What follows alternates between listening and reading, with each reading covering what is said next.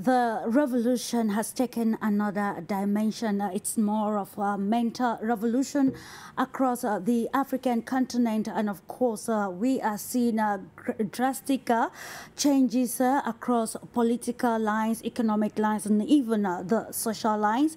Hello to you, ladies and gentlemen. Welcome to yet another edition of the program. It is Global Insight on For You Media Africa, and today we want to talk the new Africa, a new Africa in the time of global dynamics, a new Africa in the time of changing a perspective. So we want to look at how Africa can fully recognize or utilize its human resource potential for the total transformation of the continent Africa. Our theme for this day dwells on a new Africa, harnessing human capital for continental transformation. Here we're going to explore how human capital can contribute to the total transformation or development of the African continent. You know, the potential of Africa's greatest resource, its people, and also the natural or mineral resources the continent has. Africa should be noted is home to the world's youngest population, with over 60% of its inhabitants under the age of 25. In spite of this demographic advantage, Africa often finds itself struggling with ills like unemployment, corruption, underemployment, and lack of access to quality education and training. According to the African Development Bank, harnessing the individual potential of Africa's human capital is the most sustainable key to economic transformation and social progress across Africa. Therefore, it's time for us to shine the spotlight on ways in which Africa or African stakeholders can harness the continent's most valuable resources, remain the human capital, and how this can drive for sustainable development, economic growth, and even social progress across the African continent. This is what we take focus on this edition of Global Insight. We most welcome, ladies and gentlemen. How can we capitalize on the changes happening at the international arena or at the global world to actually benefit from these advantages, to harness the Africa's human capital to see to the full transformation of the continent Africa? This is very utmost in the time of great revolution, as we already identified in the preamble. It is a discursive, insightful program, informative, where we seek to bring greater insight into issues particular on the African continent and how it is interconnected with the global world, defining the real position of Africa. And it's with pleasure that I will now introduce to you this panel of experts that will give us great insight on our topic for discussion.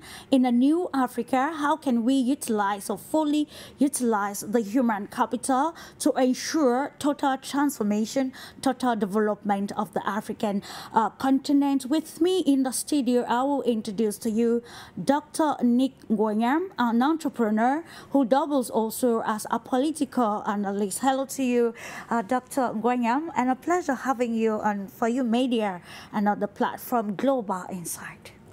Thank you very much, Clarice, and good afternoon to all of you out there listening to us. This is a very exciting topic, and you know that this is the kind of topic I have at heart, and probably you would hear me repeating myself but the truth can only be repeated. And it doesn't matter how often I talk, it would always be that truth that comes out of me, though I might repackage it differently for the sake of understanding. So it is the same truth. It doesn't matter if I come here 20 times, you would hear me say the same kind of things, repackaged differently for the sake of understanding. And also to realize that, you know, if you know the concept of the problem tree, the problems might look, you know, very just too complex, many and overwhelming, just like the foliage of a tree. But when you take time out to think about it, it eventually brings you to the bigger branches, and to the trunk, and to the main roots, and to the taproot. And so, as long as you keep your eyes and your understanding on the trunk and on the main branches, the buttress roots and the taproot, you will never go wrong. And when you understand that, then you would understand the solutions to the problems we are having. Then you would understand the strategies we have to put in place to get things to happen. And so it's about the problem tree, understanding the problem tree.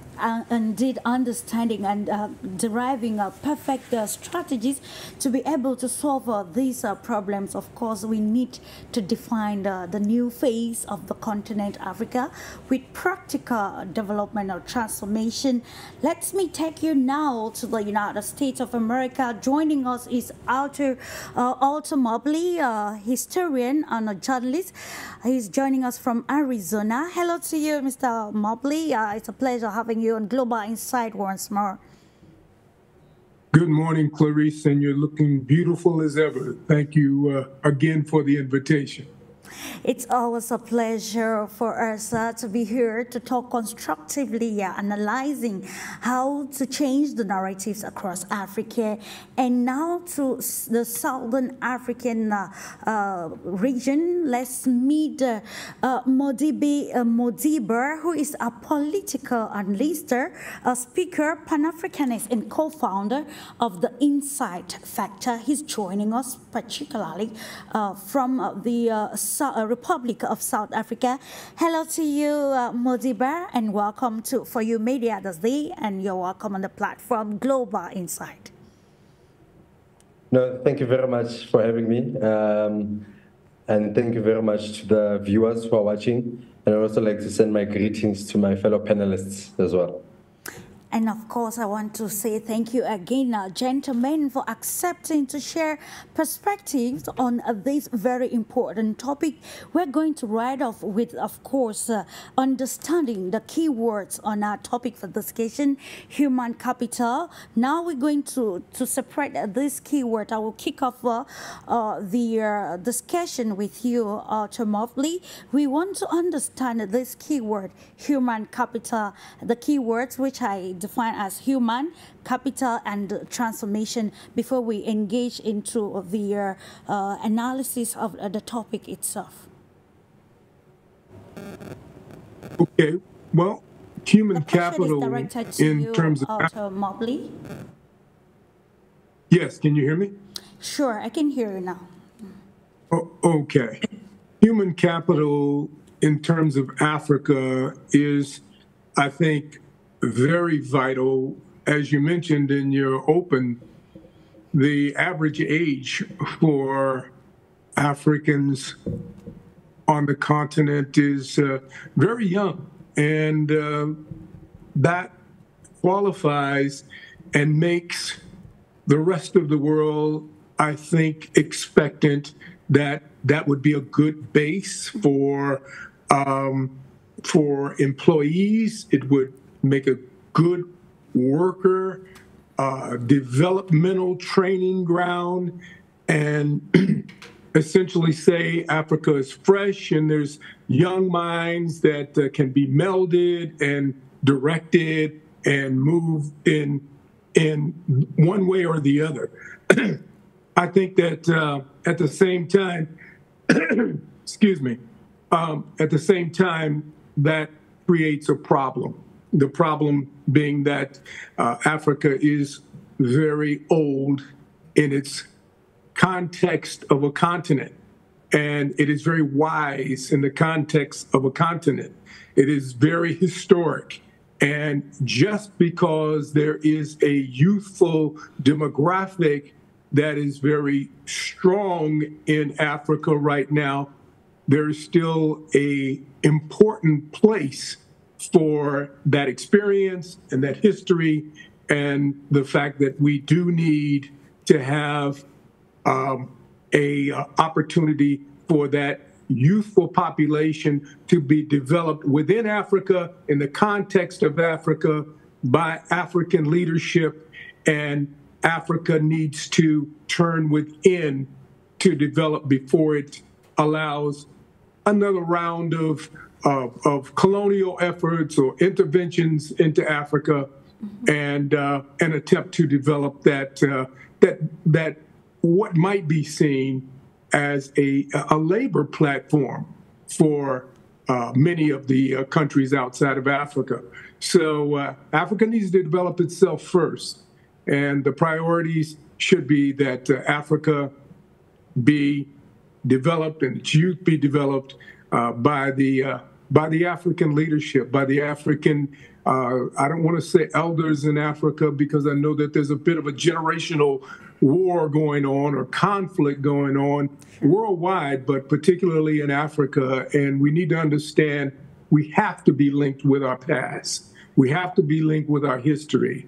And we have to understand that there were elements in Africa's contemporary history that were on the right track for great leadership. Africa still must unite. We still see Africa as one continent, and we'd like to continue to expect that Africa will develop for the benefit of the Pan-African community, and youth will be educated in such a way that that will be conducive and possible. Thank you for the introductory statement that gives a clear connotation of our topic for discussion, the human capital. Dr. Nick, I will continue with you. We asked the question, how can we fully utilize the human capital for continental transformation? So the question I'll be directing to you is, why do you think, or do you really think that with the new changes as highlighted by Mr. Mobley, Africa has become conversant with these changes and is ready to capitalize on this valuable resource, the human capital, for its total transformation that can even push the continent from to reduce the level of maybe the number of crises that we have on the continent right now, that actually especially tackles young people? Thank you very much. As you know, when you started to talk about the riches in Africa, what makes Africa rich, you know, we'll ask the question: what actually makes a people rich? Sure. It's the gray matter. It's the gray matter that makes people, you know, the capacity to think. That capacity to think translates into many things. And when you have gray matter that is not developed, it's a problem. You instead end up with problems. So you need to have gray matter that is a quality material. That is what we are talking about. When we are talking about capacity development, it's about gray matter. And to understand just how important gray matter is, and to understand that is the gray gold or whatever, look at Japan, look at Singapore, South Korea, and the others. They have developed so much because of their gray matter, not necessarily because they are minerals, because they don't have.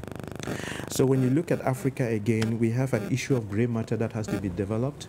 Then we have, you know, we have lots of minerals, and before we started, why do we have a lot of minerals yet we are broke? And we are underdeveloped. That's the problem. We have all the minerals the world needs, yet we are broke and underdeveloped. We have a youthful population, so it is that youthful population that we need to target and then do something about their gray matter so that they can come up to speed. That's the capacity we're talking about. And then, don't forget, we have a beautiful landmass, arable land. I understand 60% of our landmass is arable. I mean, it's good for cultivation, which we are not using at all. You know, we can say that we are not using it at all. So we have all these things that we are not putting to use, and that's a problem.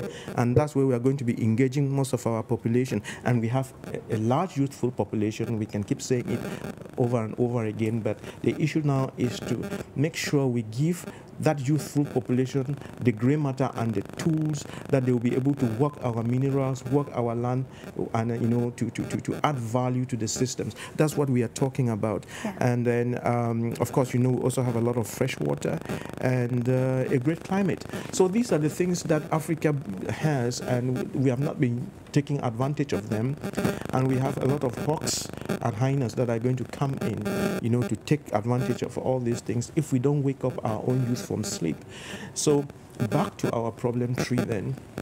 You remember we are talking of a eucalyptus tree that has a nice, beautiful trunk with a very deep taproot that goes to the ground, very deep indeed. I was reading about the Burj Khalifa, this tallest building in Dubai. Yeah, and then, UAE, yeah. Yes, it's I've forgotten how tall it is. It's very high. It's the tallest building in the world. It's very high. Yeah. But about 1/3 of the height of that building goes underground. That's what anchors it in the ground, and then plus the other lateral support. You understand? So you need that. We need to give if our children must must achieve, we need to give them a lot of lateral support, good buttressing roots, and then a very deep taproot. And it is the quality of education that does that. And so if you ask about the quality of education, I would say it will be STEM education: science, technology, engineering, economics, and mathematics. That should be the core, to which you add agriculture and food transformation. Mm-hmm. You add leadership, financial education, emotional intelligence. Yeah. Then how to sell your stuff. So it's a bunch of things, but the core, that is, if we can change 80% of our youth in Africa to have this core material made up of STEM and all these things that I have mentioned, then we'll be on a good foot. This morning I was talking to a friend, and he was saying that Africa, we are using Cameroon as the example, and he was saying that 20% of Cameroonians are they have the capacity. And I told him, you don't understand, it's the 80-20 rule. 80-20, yes. Yeah. If we cannot have 80% of our population that does not understand industry and production. So it boils down to industry and production, and therefore we have to get 80% of our youths to train to have this capacity. So what makes the world move is the proper human capacity, and to put it in context, our youth in Africa don't yet have it, and it's a race, and we have to go for it. Absolutely, your last words just actually touch the next question, which I was about to direct to MODIBE in South Africa. We're talking human capital, and when we want to look at the human aspect of it, we are talking the population across the African continent, and the continent is actually a youthful continent. And now the question, after understanding the potentials of the young people in Africa, MODIBE, do you think this population is ready to exploit the advantages of a new Africa? We have identified the changes which actually are giving maybe advantages to the African continent, because when you look at Africa today, multilateralism has increased, and when we look at the human resources, we are focusing on the African youth. Do you think the youth is ready to exploit the available opportunities that will lead to their entire transformation, or maybe let's say investing in training and development as far as youths are concerned, on very important aspect like artificial intelligence, technology, and even generally the fourth industrial revolution? How ready is the African youth to maximize these advantages? Look, thank you once again for having me on the program. Look, I definitely think that, can you hear me? Yes. Yeah, the question is directed to you, please.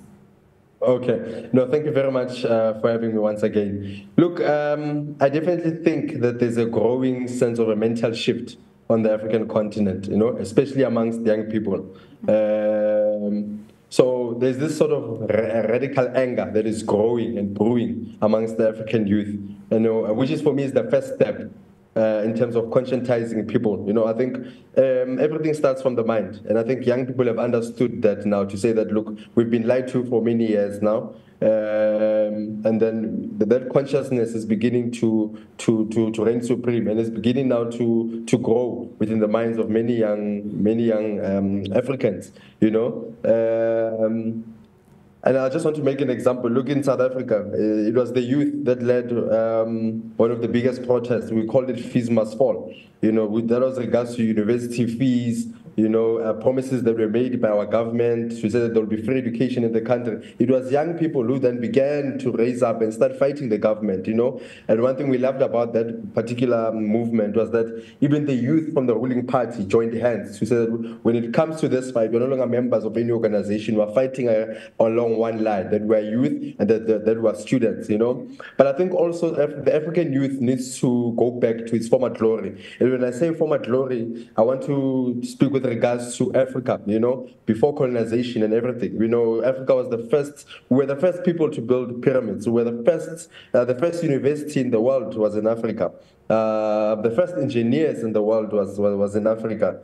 The first writers were Africa. When you look at Timbuktu, so there's always been a form of civilization that has happened on the African continent. We need to go back to those former glories, and we need to go back to those days of leading engineering, of leading science, of leading education, and taking Africa forward. Because I think the African youth now is picked up that there has to be some form of political will. Because we can speak and talk about we need to change the education system and all that, but if there's no political will, nothing is going to happen. So you can already see, as my good panelist has already said, that there seems to be a generational war happening on the African continent, which is very healthy for our continent, and I think we should welcome it more and encourage it more. We're seeing more and more young leaders taking up positions of leadership in various countries, being elected presidents. We're seeing the radical posture of many of our leaders that they've taken towards the West, which I would say is also a good start. It's conscientizing the mind now to say, young people, this is what we stand for. We've allowed our resources to be stolen. We've allowed ourselves to be colonized. So it's about time that we take charge of what's ours. So I think also it will go back to the education system of what we teach our young people in university. I know in South Africa we've got something that's called the decolonization of our education system, which also sparked a huge movement to say we no longer want to learn about this European law. We no longer want to learn about this European centered education.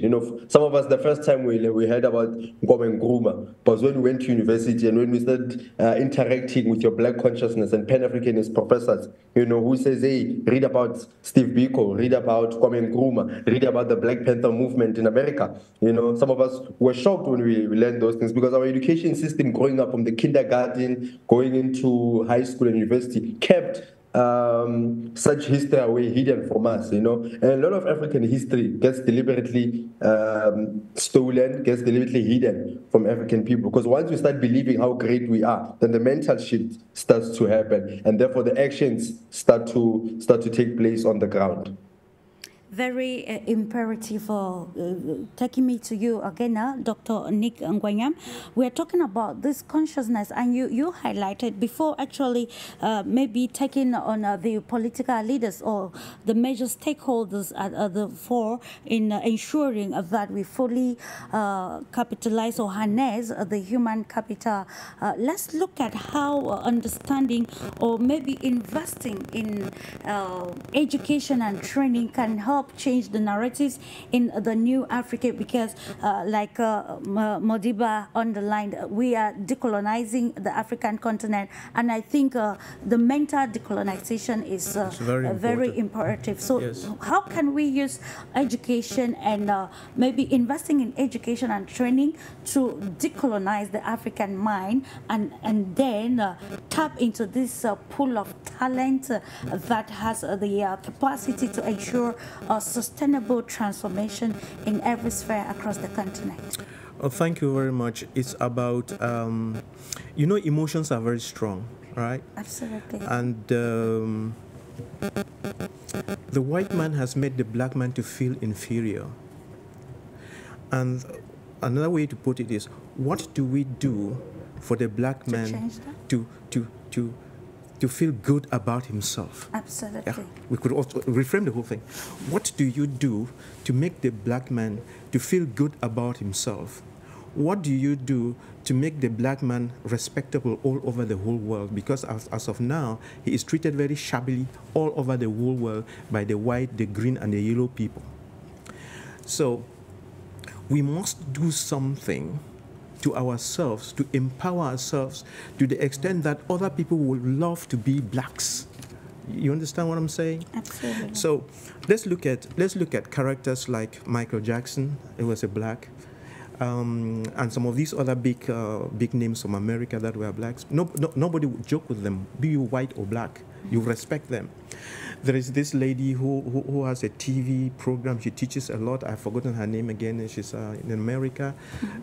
She grew from very difficult background, but she built herself a name and a personality. Everybody respects her.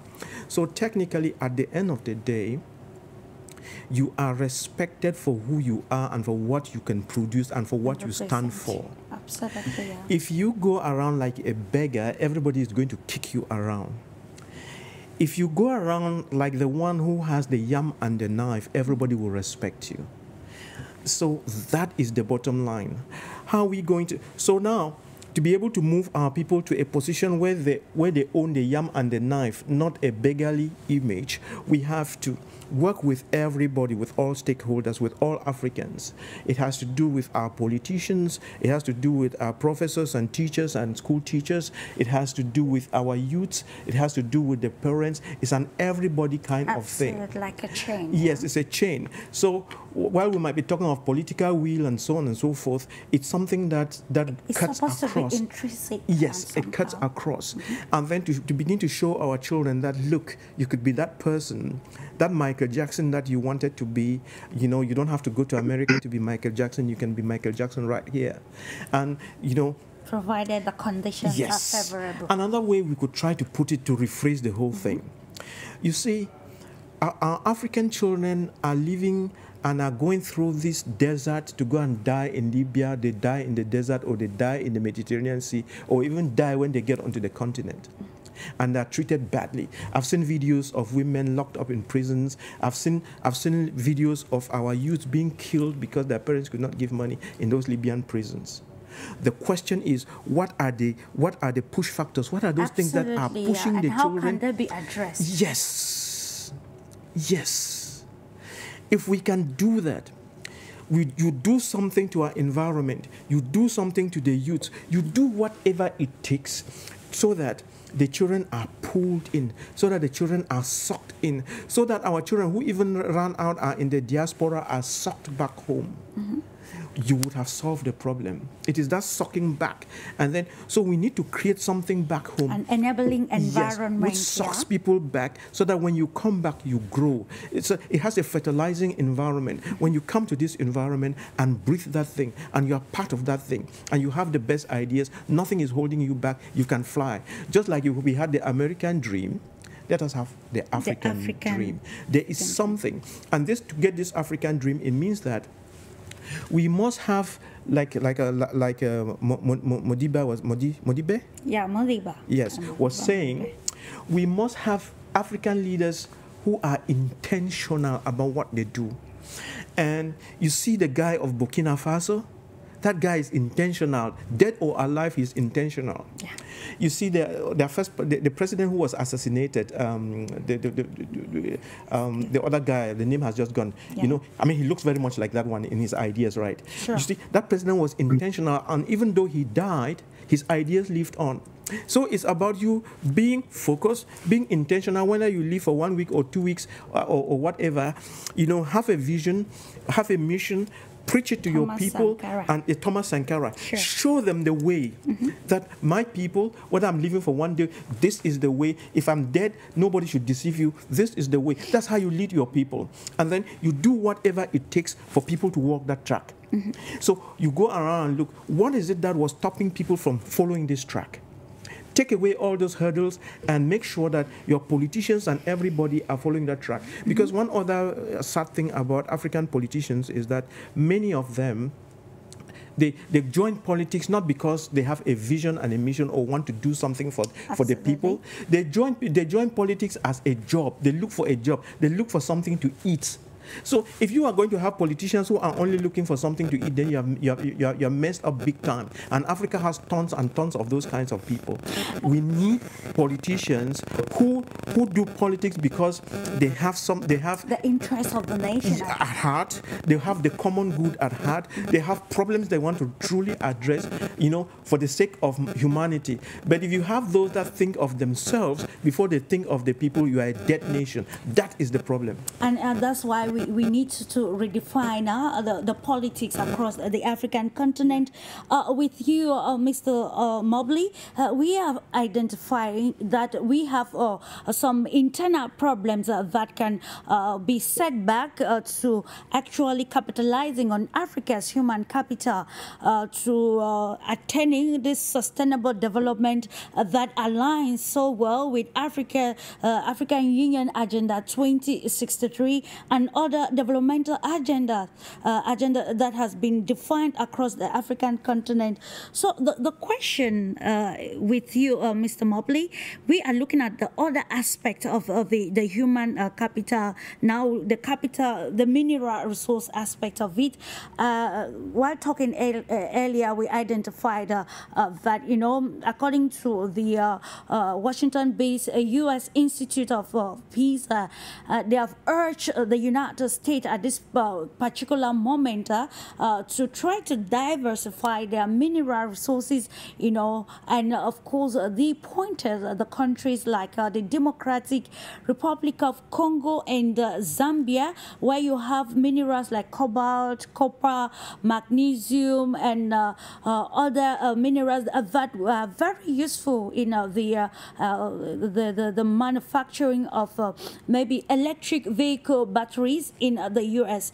And the question is, with this new Africa that we have defined in our preamble this day, how can now, with this new perspective, seeing how favorable the African continent is to the rest of the world, how can we redefine, or our political actors redefine their internal policies and even foreign relations in order to ensure that this it's some sort of a win-win rather than maybe a master servant where the resources of the continent will be taken, but now will not see visible development across the continent. We are talking on how Africa can utilize its mineral resources to ensure sustainable development across the continent. Well, Africa is not the only place in the world that has minerals and the ability to use that for its development. Absolutely. Yeah. Africa is also, I think, endowed with, as we've been discussing, amazing human potential. But that human potential is going to have to be really developed in a way that we haven't gotten a chance to mention on this program. My brother MODIBE in South Africa, there, I like some of the perspectives that he brought to the table. He mentioned youth and where they are now and the importance of that youthful energy. That youthful energy has a history. It goes back to Soweto and the Soweto uprising back in the 1970s and 60s, when young people were very agitated about what was going on under the apartheid regime and our efforts to throw that off. That was a very necessary challenge. What we don't want to see in Africa is a reintroduction of the kinds of things that have caused tremendous suffering and problems throughout Africa for the last 100, 200 years. Before that, Dr. Necker was discussing some of the things that developed out of some of the other cultures in Africa historically that were very, very dominant, very instructive to the world as to what civilization really was, how to operate a government. That came out of Kemet, which many people call Egypt now, which is not even an African word, it's a Greek word. But Kemet was the population, the Nubian populations, the cultures, as MODIBE mentioned in Timbuktu, where the Dogon people and the people of the Western Sahel region were very dominant and prominent, the kingdoms of Mali and Songhai and the kingdoms of Ghana. We have a rich, rich cultural history in Africa that Africa should build on. That was interrupted. That was interrupted by colonialism. That was interrupted by the intervention of Europe, and the development of the United States became secondary and subordinate to the suffering and the development and underdevelopment of Africa as a result. Africa was used and manipulated. We don't want to see that happen again. We don't want a repeat of that. And when I mentioned the dangers of having a youthful audience and a youthful population in Africa, is that you don't bring along that history. The history that we are acting upon these days is based on a primer that is set by Europeans, and it was part of their efforts to subjugate.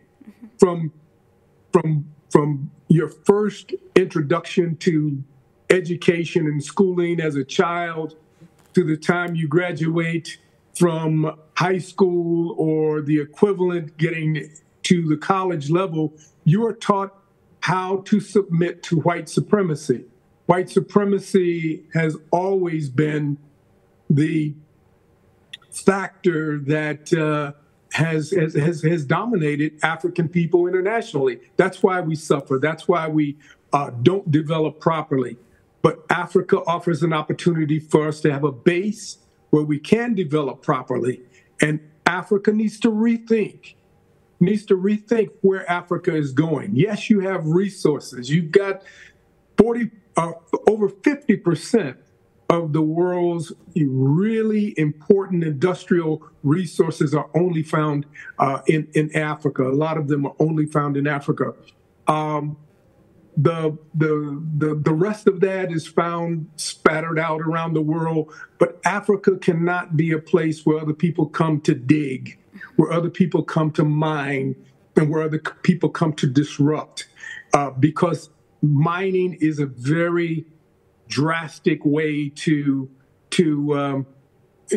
try and enrich yourself. Yes, you have minerals under the ground. You have minerals under the ground everywhere. But everybody is not trying to dig up their lands and their countries for the benefit of selling what they have under the ground. We have to be more cognizant of the need to really intelligently manage resources in Africa. So we need to teach young people that conservation and proper development, and have that opposed and in tune with an ecological idea of where we want, how we want to live in Africa, how we want Africa to truly develop. And the last thing I'll add is that, we look around the continent, look what happened in Libya, look what's happening in Sudan right now, look what happened in Zimbabwe, and we understand that just because you develop one spot in the continent, that you develop some independence, some political leadership, and some strategies of how you can progress, doesn't mean that you can't have that undone, that can't be compromised. The European and the American ideas of what Africa is are very different from what Africans see themselves as being. And we need to understand really deeply what that means. We have two different trajectories where Africa is concerned. And if you look at some other places in the East, you might think there's three, but there's actually two.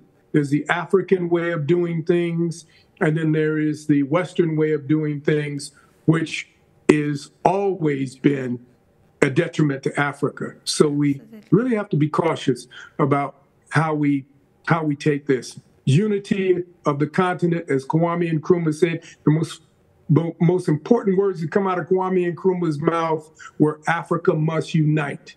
And we've yet to understand what that means. We've yet to implement a strategy to move towards that kind of unity.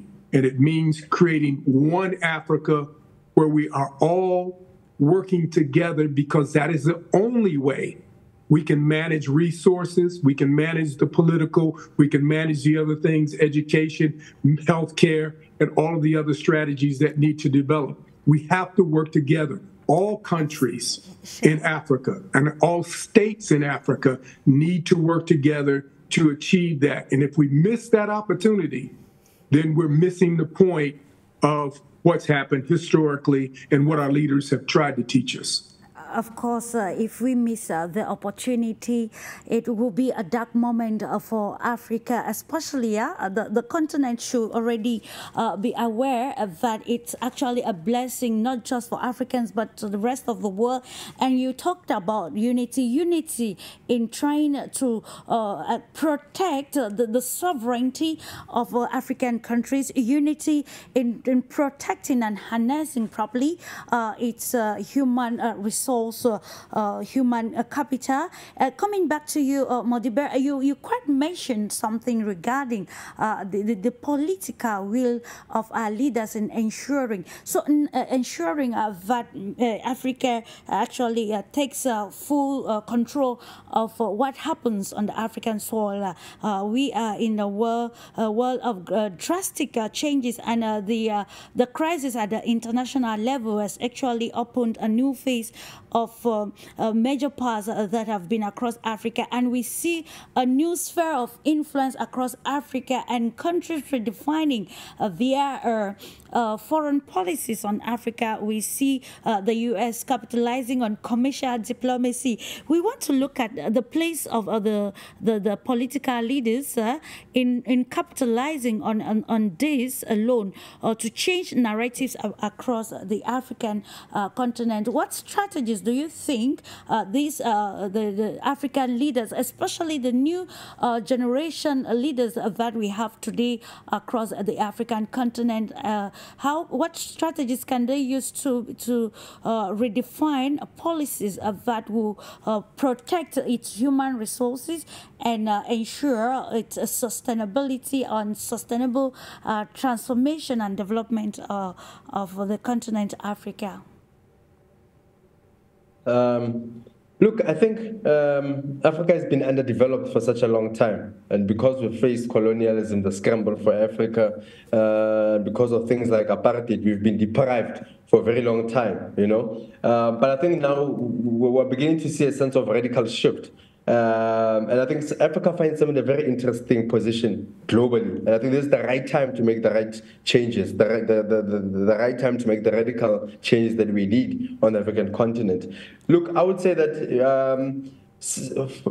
looking at that, we've been underdeveloped for such a long time, and that there's that element of skills that we might not have acquired and that we still need to learn. I would say that, look, the issue of African unity then comes into play. That when we go and discuss, when our presidents go to the African Union and sit in that meeting, what are the conversations that they're having themselves? When some of them are called by the US for meetings, when they're called by Russia for meetings, when they go to China for meetings, the message must be simple. You know, we know how the West has come into Africa, has taken our resources. We know how the French have come and taken our resources.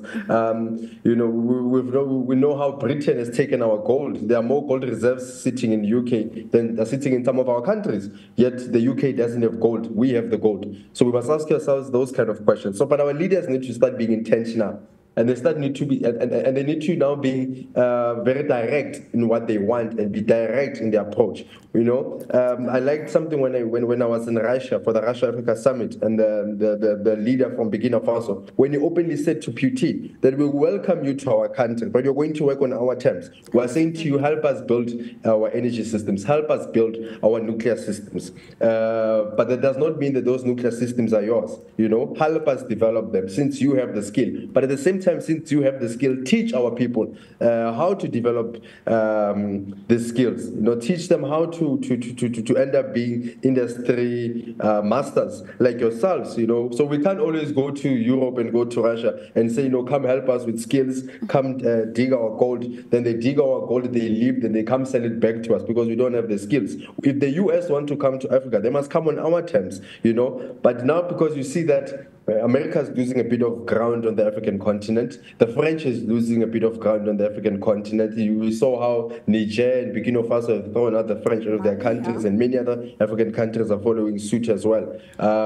We saw how the US is also trying to reclaim its position in Africa because Russia is coming in now, and Russia is taking a huge chunk of African people as well. There's also China as well. You know, if you go to social media on Twitter, especially in South Africa, you find young people calling themselves. You will find young people in their profile. They've got the Russian flag. They're pro-BRICS. You know, so you can see that there's that element of change. You know, so our leaders, when they go and meet world leaders, the message must be very direct, and it must come from every single African leader. I think one thing that has managed to defeat us as African people is that we've been separated. There's a camp of African leaders which side with China. There's a certain of African leaders that side with Russia. There's a certain African leaders which side with the West.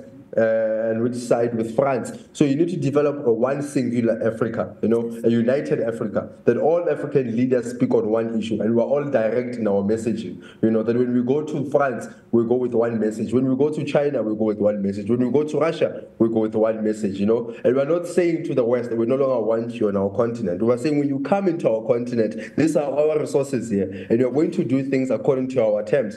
You know, there's a saying that when you're in Rome, you do as the Romans do. It must be a norm that when you are in Africa, you must do as the Africans do. But since the African people have been underdeveloped for so long and are trying to catch up to the rest of the world, if you come as a foreigner into Africa with those skills, you must then work on those skills, but in an African manner. You must now take those skills and also teach the African people how to do these things so that they're not dependent on you. I remember a quote by the former ANC leader, Oliver Tambo. I think he was in conversation with Fidel Castro. If I remember correctly, it was a memoir that I read of Fidel Castro, of Oliver Tambo. And in that book, Oliver Tambo says that Fidel Castro said to him, when you guys take over South Africa, you take over government. Do not remove these white people. Don't take them to the sea. Don't kill them. He was referring to the apartheid government. He says those people have the skills. So what do? Put your people in. Let them learn from these people, but eventually take over. Which is very logical to do, Dr. Nick.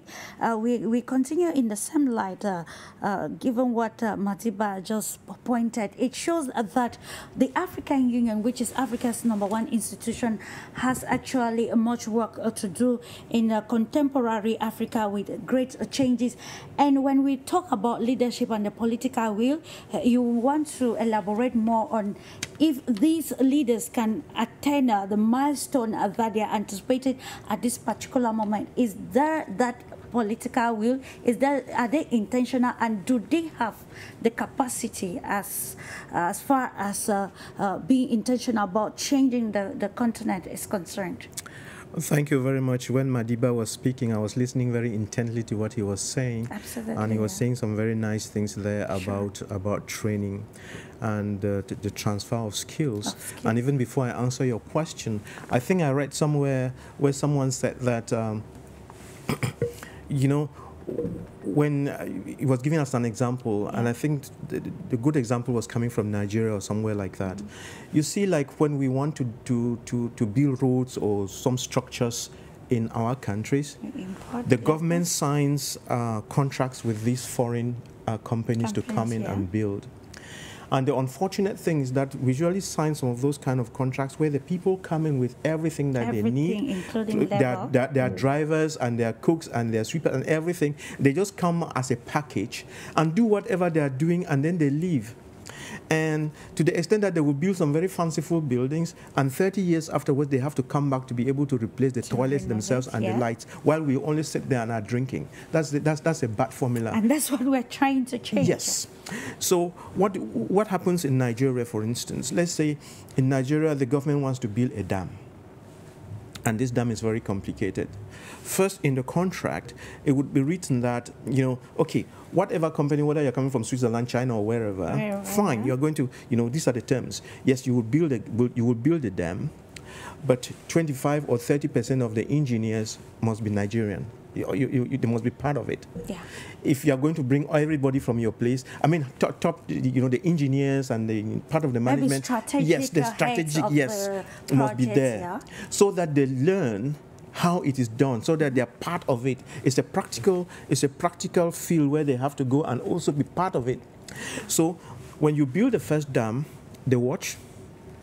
When you build the second dam, they participate. When they are building the third dam, they take over. That's how it goes. Not that eternally for 100 years we keep watching and others are building and going. That is the way we should go. I mean, it's the formula, it's the structure, because we don't know everything, so we must learn. But there must be a slide in, slide out process, where when people who have the skills, when they come, you don't just give them a blank check to do what they want. They do it according to your terms. Your own children must be part of the process, not just to go around and drink tea with them, but be in such a way that by the time they are doing it the third time, it's your own children who are doing it. That's the only way. It's effective transfer of technology.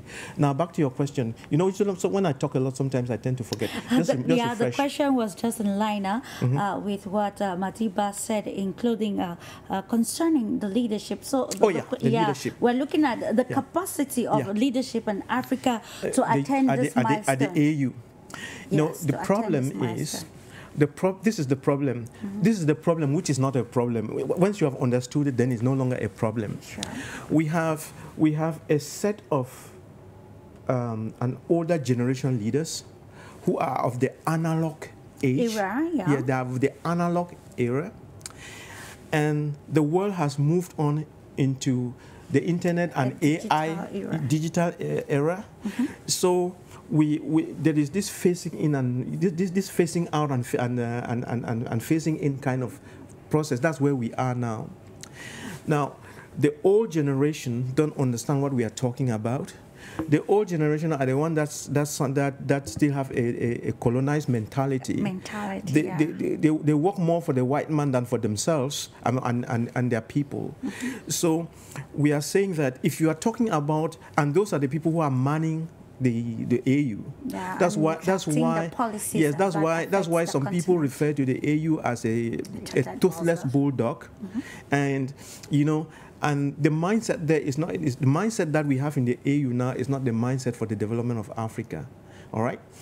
And you need to have all those people there replaced by the Sonkos, by like the guy of Burkina Faso, like the guy of Gabon. That's the kind of mindset.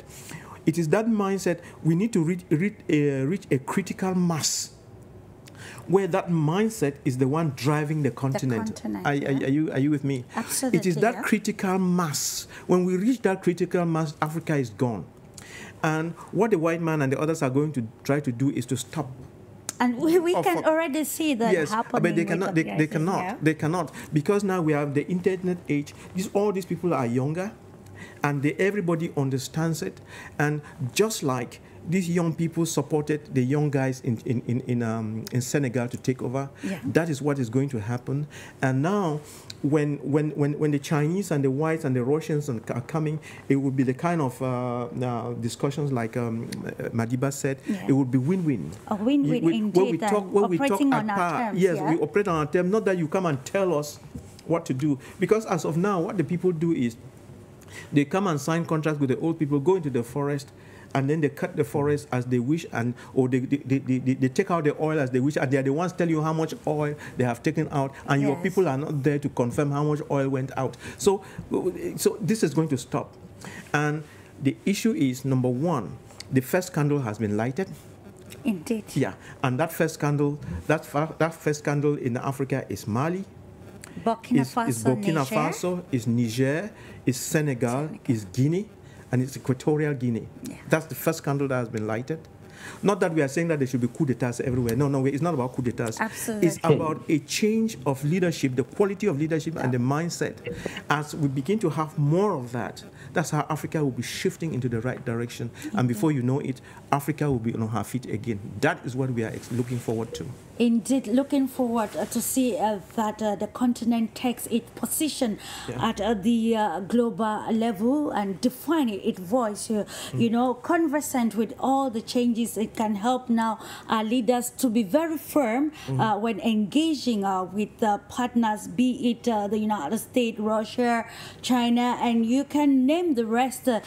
With you, Archie Mobley, now we're looking at the issues which are quite interesting, you know.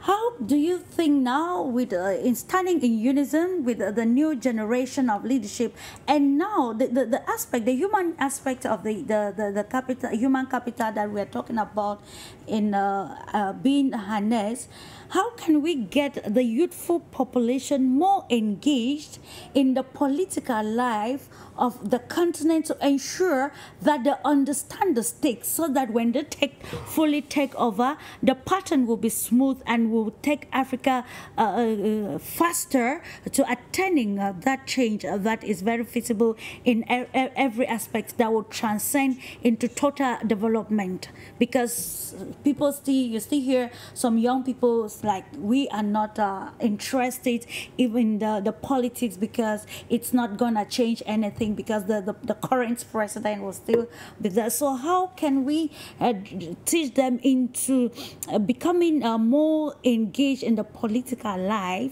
of the continents to drive this change and help to protect and build a strong human capacity that will ensure sustainability in every aspect around the continent? Yes, good question, Clarice. I work with young people and students every day at the university level, and we're training journalists to go around the world and tell great stories and do wonderful things. Dr.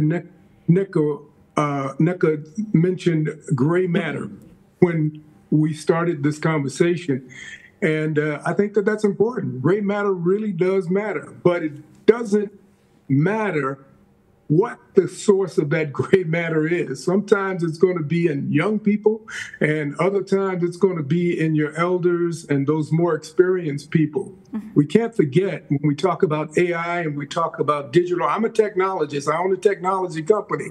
We have some of the most advanced technology in the world that we are deploying in conjunction with AI. We invented AI. We invented the digital. We invented the internet. A lot of these things were developed not only by Western technologists, but some of the best Western technologists are African people. They are still descendants of Africa. They are Black people, and a lot of them are my friends, and I'm just, very excited about that. A lot of them want to come to Africa and to help.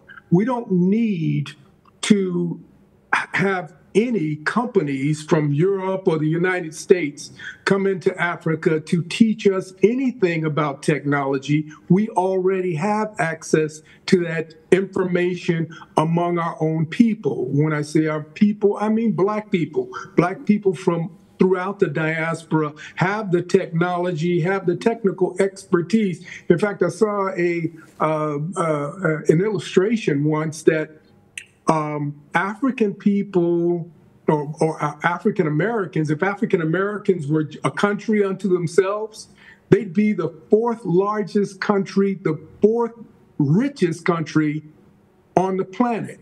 But we see ourselves in a different light, and we have to be careful not to look through the same lens, that same European lens that's got us into the predicament that we're in now. We've got expertise on the African continent. Africans have been building dams and building bridges and building those things for years. Sometimes they've been sloppy because of a thing called planned obsolescence. And a lot of the European companies and American companies that have come and built in Africa have built systems that they plan to be obsolete very shortly so that they can get another contract and come back and build again. This is how capitalism works. This is how Western capital and also corrupt capital works. And they've particularly been quick to deploy those things in Africa. Going back to the AU used to be the Organization of African Unity when it started. And sometimes we have to look back at where we came from in order to understand where we are. Nobody asked the African Union to adopt a European Union strategy when it comes to developing Africa. The OAU model was a good model. It was developed by the Kwame Nkrumahs and the Julius Nyere's and Amilcar Cabral's and others in Africa who were very forward-looking and forward-thinking about what needed to happen in Africa through African unity. If Africa unified, Africa would be like the Soviet Union. It would be like the United States. It would be like the European Union. It would be like China. It would be the equivalent. It would be their equal. But because Africa chooses to stay in a colonial environment where you have 54 different small micro-states, you can't compete with China. You can't negotiate with China if you're Kenya. You can't go to Russia and negotiate by yourself if you're Mali. You have to do it as a larger body. That ideally, that larger body would be all of Africa. But if you can't do it as a larger body, then I like what's going on with Burkina Faso and Mali and Niger right now, in Guinea, that they are trying to coalesce into a regional power. Maybe they'll get Senegal involved in that and then have some ocean access as well. But we've got to rethink how we are approaching each other. Just because an African person lives across the border in Chad or Sudan doesn't mean we're not related, we're not tied together, that we do not have a common interest. We have to get out of the colonial mindset that South Africa is a unit unto itself and it has bricks and it can move in a totally different direction. There used to be something called the non-aligned movement. And the non-aligned movement was an effort to say we're not with the East, we're not with the West, we're not communists, we're not capitalists. We are African people. Africa was central to the non-aligned movement, and it said we are African people, and we will choose who we do business with, and we'll do business on our terms. We'll do what's important and what's conducive for Africa. We've got to get back to that strategy. And when we get back to that strategy and we bring in a unifying force and understanding that we're all Africans. We're Africans first. Go anywhere in the world and tell people, oh, I'm from Burkina Faso, or I'm from Kenya. No, you're African. People see you as an African first. They see you as a South African second, if you bring it up. But we are African Americans. When we say we're African Americans, we don't say we're African Nigerians or we're Nigerian Americans or Mauritanian Americans. We're African Americans because we have learned and understand that it doesn't matter where we came from in Africa. We're Africans and we have to fight for Africa. And if Africa is going to be free and sustainable and it's going to develop all of these things that we're talking about in this show, we're going to do that because we do it together. We coalesce and we do it together, and we understand that that's where we came from and that's where we should be. And that's where our power is. Indeed, defining the African agenda amidst the global changes and ensuring that we provide African solutions to African problems, or solutions that are feasible on the African soil. Coming back to the place of the African Union, which is an institution that takes all the countries across the African continent.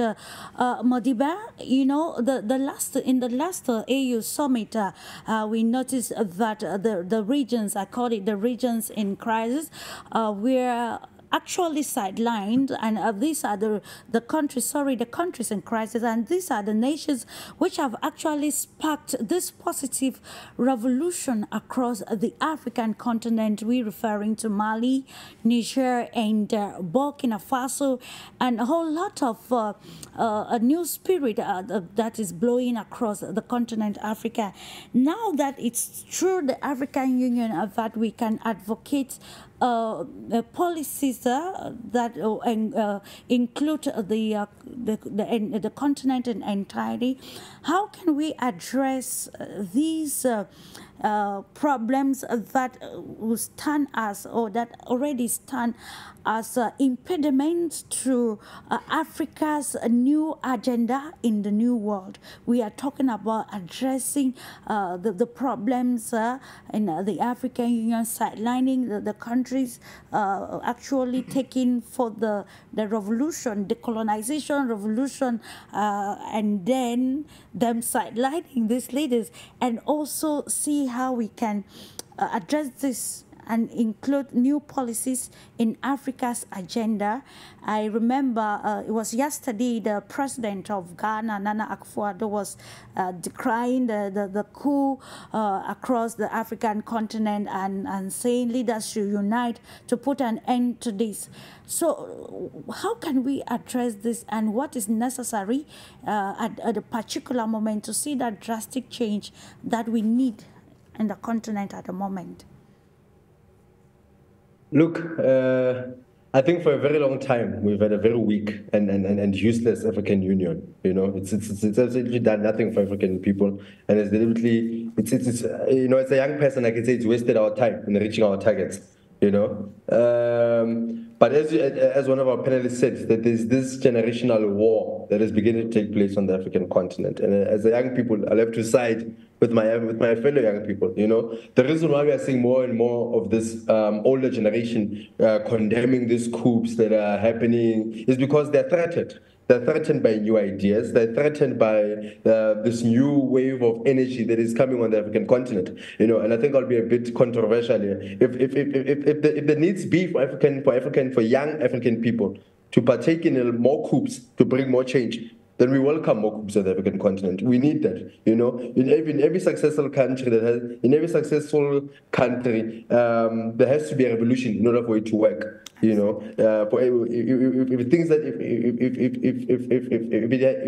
if young people are pushed to a point, and it's not like young people have not been diplomatic and been talking to the older generation. We've been diplomatic to our African leaders. We've even tried saying to them, step away peacefully.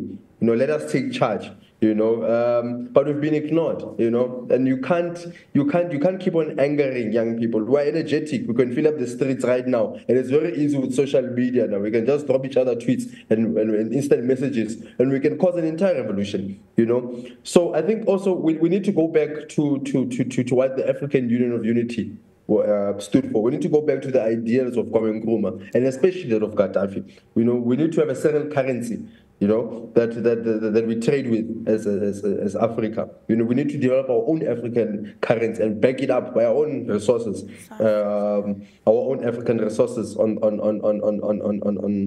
the country, you know, on the continent. I mean, so but you know, if the push comes, that smaller states like your Mali and your Burkina Faso must create their own African Union, then they must go for it. They must go for it. They must have that regional integration, and more African leaders will join them. You know, more and more African leaders, when they realize that we don't want to move this side, you people are not listening to us, we'll rather side with Burkina Faso. And that's something that is growing on the African continent. That's something, there's that growing agency that is picking up amongst young people. But I also want to say that the reason why Africa is like this is because we've been infiltrated too much. We've been infiltrated by foreign intelligence. We've been infiltrated by so many opinions and so many external forces that do not want to see Africa united. I think once Africa is united, it's going to be the end of the game for many developed nations, you know, because they can't afford to have an Africa that is divided. You rather keep it in smaller parts so that you can manage to direct its policies, you know. And I'll give you an example when I say intelligence services or foreign external influences that have come in. Recently in South Africa, one of my colleagues, Tabuma Kwakwa, broke a big story of how the CIA has infiltrated the ruling party. And how it directs its policies and how it causes infights among the ruling party. You know, the American embassy didn't want to respond. They said they didn't want to comment on the issue. The state security minister took the fellow journalist to court, stopping him from releasing this damning report.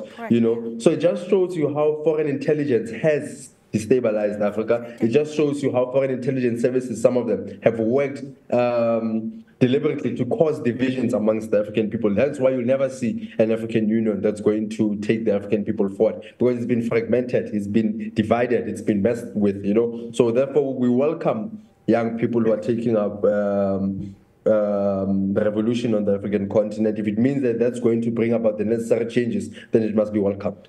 Let me stay with you, Modiba, talking about the latest revelations in South Africa, identifying the CIA spying on the ruling party and causing the wrangling. And now let's look at the role of the media and even the civil society in addressing some of these the problems of let me call it neocolonialism that is actually coming now across the African continent. What's the role of the media and civil society in addressing this? Look, I'm very happy you touched on that, but I think that's a very important question, especially that of the media. You know, because I think media has the fundamental, it has the power to change opinion. You know, the media has got the power to make people love you or to make people hate you. You know, we saw that in South Africa. We were told that nuclear is bad and all those kind of things, and we believed it because it was fed to us on a daily basis, constantly. It was fed to us, you know. And many of our media organizations are white-owned, are Western-owned, you know, they're French-owned. So therefore, the content which is there is going to be pro-West, anti-Africa. It's going to be anti anything that seeks to develop Africa. So the media itself has to be decolonized, you know, and that's why some of us started our own media platforms, which now are amongst the fastest growing media platform in South Africa, and giving mainstream media a run for its time, because people no longer trust what you can call mainstream media because of how it's been owned by the West and how it's been pushing certain agendas. We saw that in Libya itself, you know, how media contributed to the mess in Libya. You know, they spoke about how Gaddafi was the most useless leader and all sorts of things, you know, to dilute the people. You know, it happened in Zimbabwe. And people often forget that at some point Robert Mugabe was loved by the West. He was more loved than Nelson Mandela. You know, he was seen as the person who's going to bring big change to Zimbabwe. Until Robert Mugabe said Lancaster resolutions, then the media turned on him. They said he's a corrupt leader, he's a dictator, and all sorts of things. You know, so I think African media itself has to be intentional now. It has to be deliberate, and it has to be strong and firm in its messaging. You know, and how we portray our African leaders, how we speak about our continent. You know, and how we speak about ourselves. So it's about time that African stories are told by African people and that we direct the narrative that we want.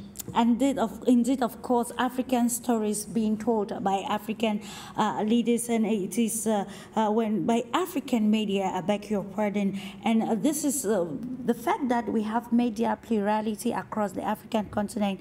Dr. Nick shows it revealed the I call it the rhetorics or the manipulations of Western media, especially on stories that pertaining to the African continent. continent, now we want to look at how we can maybe engage in maybe the quality of partnerships or collaborations that countries can engage to ensure that the changes that occur in Africa actually transcend to the practicality, like MODIBE was talking about the African media. We can be aware of these great revolutions that are occurring and being at with the Mali, Niger, and Burkina Faso being at the forefront. But what the other media is broadcasting, it somehow it contradicts it, and it brings some sort of controversy surrounding the changes that are occurring across the African continent. So what policies or partnership collaboration can African countries engage both in Africa and even at the international arena to bring about a balance that will even change the perspectives in terms of decision making from the authorities or major stakeholders? I read somewhere, I think it's on social media, I don't have the words exactly as they are, okay, that if the lion were to write the history or the story of the sheep or the goat, they would never win. You understand what I'm saying? Absolutely. Yeah. Which means that if the Africans, as long as the African story is told by foreign press with their own interests, they always pull the blanket onto themselves, which means that the African is always left vulnerable and is portrayed as the villain, is portrayed as the thief, is portrayed. I mean, you've seen American films, right? The black man in an American film is always either a thief or the cleaner or something. It's only of recent that relegating the position all of those kind of things. Yeah. So that's the point. So it's not about trying to negotiate with the BBC what they should say about you or CNN what they should say about. Yeah. It's about you looking within you and developing your own, so that you tell your own story. Don't wait for another person to tell your story. You will never get it right. So start telling your own story in such a big way that nobody can do anything about it. Start bringing your own truth out there and laying it out on the table. So make as much noise as you can about who you are and what you're up to, and then. So that's it. If you're going to be begging somebody to tell your story, you will never do it. So, and these days with technology, internet, the CNN and BBC, they don't have the monopoly of satellite communications any longer. Everybody can do it, except of course that probably they have a wider reach. But even then, with satellites. Like here, what we are saying now is watch the world over. Absolutely. So they don't have that monopoly. So it's about, coming up with the kind of programs that would galvanize all Africans to be together. Global insight. And what we ought to do is to try and find out what can we do so that when it comes to the communication, we say, hey guys, everybody communicate on development. Absolutely. Communicate on pragmatism, communicate on economics, communicate on agriculture and food transformation, communicate on how we bring up our children, having some key things that we communicate on. And the communication should not just be talking for the sake of talking. Yeah. Our kind of communication on Africa, like what we are doing now, if you listen very closely to the way we have been talking here, is more of an amphitheater. It's more of a classroom. Absolutely. It's more of professor. This is delivering a lecture, to guide the mind of Africa. Absolutely, that is the way. That is the kind of communication we should have. And if you look at what we are doing with our radios and TVs and so on and social media, we should reduce the number of hours spent on entertainment. Absolutely, we should reduce the distractions, the cinema, the dancing, because even another thing, when the Africans do the TikTok, it's all about dancing and nudity. Some stupid things. Yet when the Chinese do it, it's about engineering, it's about technology, it's about productivity. So it is this kind of changes that we need to be bringing on board. Absolutely, and then that is canalizing the energy of all the communication sector, canalizing the energy of all the youth, those that watch these things, so that we begin to, it's a kind of positive censorship of what we feed the people with. Are we giving them an enriched porridge with milk, or are we just giving them just porridge, maize porridge? So we need to, the mind is a very strong organ, and we need to be intentional again and build the minds of people who watch and listen, so we know what we are feeding them. So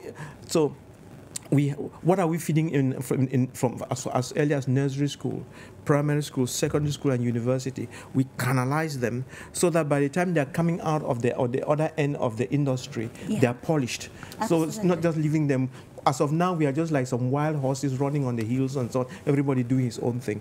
But if that AU were worth its salt, this is the kind of thing they would be doing. There should be an AU radio, AU television, and so on, into which other nations tap into, so that Africa is speaking in one language and speaking something worth its salt. Indeed, it's about Africa speaking using one language. And we are going to round off this conversation with you, to Mobley, in the same perspective, looking at the selective exposure. We actually highlighted that we are in the digital era, and with the increase in technology or development in technology, Africans are now aware of the politics, the narratives around the world, and especially on international relations. We also look at social media, and just in line with the role the African media has to play to change narratives, especially as far as harnessing the human capital. We're talking about skills and development. Dr. Nick just pointed out something which is very imperative and has been bothering somebody like me, that have actually been intentional with the Global Insight program to change narratives, what we expose ourselves to, and a selective perception as well. So how can we change the role on the social media platform to ensure that we use it positively, that will actually help in this quest towards harnessing skills development for sustainable development and total transformation of the African continent? The role of social media bloggers in attaining the dream of Africa, in attaining the African objective in contemporary society. Well, Africa, like most developed countries in the world, are going to have to harness their media resources and not allow them to just run wild or willy-nilly and go in any direction that they want and choose. Programs like this, Global Insights, again, I applaud you, and I think it is important to have programs like this because it gives us an opportunity and a platform not only to say the things that we've said and discussed in this program, but it also sets trends and moves people in a certain direction. But, it doesn't matter how many blogs and how many streams and how much access you have in that regard. What matters is how it is aggregated, how you pull it together so that it becomes a programming format. It becomes something that you can use as a teaching tool, use as a political education driver to make sure that everybody's on the same page. But most importantly, it has to be factual. It has to be correct. It has to be the truth. And that's something that we've always been deprived of in particularly Western circles. They've always intentionally deprived us from the real valuable information that would help us. Nobody's going to teach you how to liberate yourself. Nobody's going to teach you how to free your continent. Nobody's going to teach you how to organize and unite Africa. That's not going to be something that you're going to get very easily from the BBC or NBC or CNN or any of that organized media. It is going to be done by African people, small grassroots organizations that grow. And we can do that now because of the internet.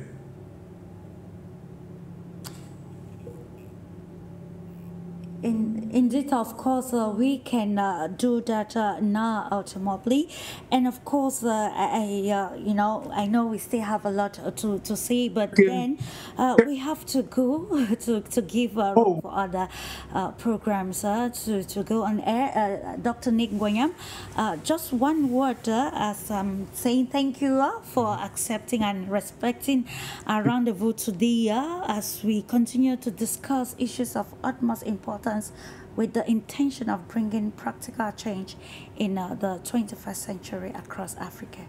Yes, even though we've been talking about skills development, capacity building, I think we should not forget the fact that and mention that, you know, in all our successes, whatever we call success, 25% will be due to this pragmatism, the skills, and so on. But 75% is actually character development. And let's not overlook that. If you are not of good character, you are just a very nice thief. It doesn't matter who you are. So let us not forget that character. It starts with character and ends with character. Good behavior, respect for each other, respect for yourself, love for one another, and so on. If Africa doesn't have love, it doesn't matter what else you give Africa, nothing will work. Of course, attribute that can make or build a good leader that will advocate the agenda of the African continent in the multipolar world. I want to thank you, gentlemen, again for the great, insightful, discursive analysis given to a topic for discussion. Does the patterning Africa harnessing its human capital for sustainable development and transformation across the African continent in every sphere. Thank you again, ladies and gentlemen, for trusting your Pan-African Television for you media, appreciating, of course, the technical crew for ensuring a smooth run of the program. Thank you so much. Now we're going to draw the curtains into today's edition of the program, but don't go away. Keep having a lovely moment in the company of our transmissions. Remember, it's about defining the African agenda to suit the changing world. Thank you. Bye.